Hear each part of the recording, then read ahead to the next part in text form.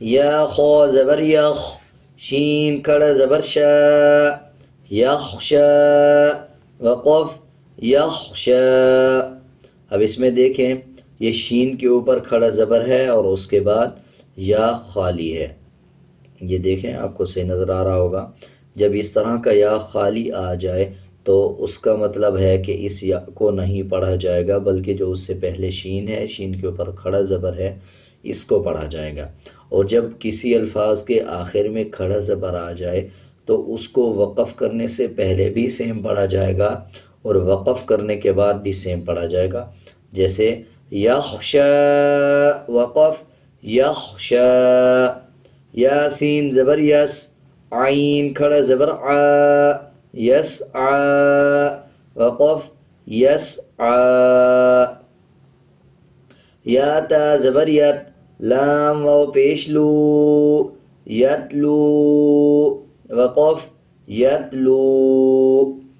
اب جیسے دیکھیں یہ آخر میں واو ہے اور واو کے اوپر جزم ہے۔ جب کسی الفاظ کے آخر میں جزم آ رہا ہو اس الفاظ کو بھی وقف کرنے سے پہلے جس طرح پڑھا جاتا ہے وقف کرنے کے بعد بھی اسی طرح پڑھا جائے گا۔ اور آگے دیکھیں یہ خالی الف ہے، اس کو سائلنٹ کیا جائے گا، اس کو نہیں پڑھا جائے گا۔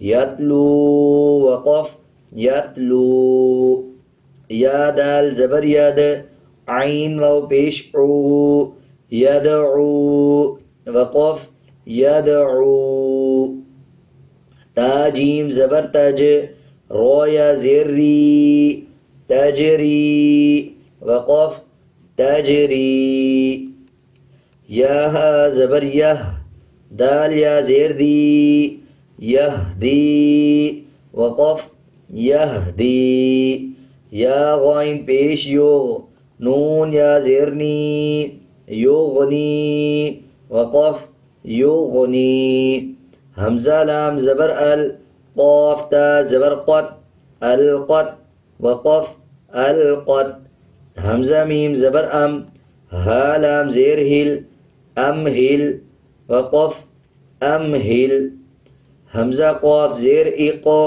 را حمزہ زبر را، اقرا، وقف اقرا۔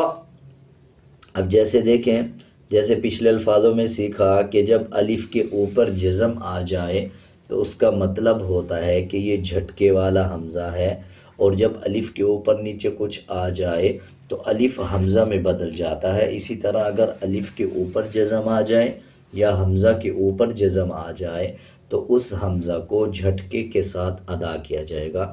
اب اس کو جیسے وقف سے پہلے پڑھا جائے گا اسی طرح ہی وقف کرنے کے بعد پڑھا جائے گا۔ جیسے اقرا، وقف اقرا۔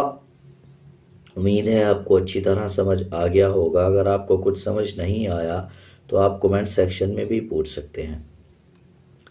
فرا زبر فر، غائن با زبر غب، فرغب، وقف فرغب۔ اب جیسے یہ دیکھیں فا کو را کے ساتھ ملایا جائے گا اور یہ فا کے بعد جو الف ہے اس کو سائلنٹ کر دیں گے۔ فرغب، وقف فرغب، فانون زبر فن، صاد با زبر صب، فانصب، وقف فانصب، واو نون زبر ون، حر زبر حر، وانحر، وقف وانحر، حمزہ خو زبر اخ، را زبر را، اخرا، جیم زبر جا، اخراج، وقف اخراج،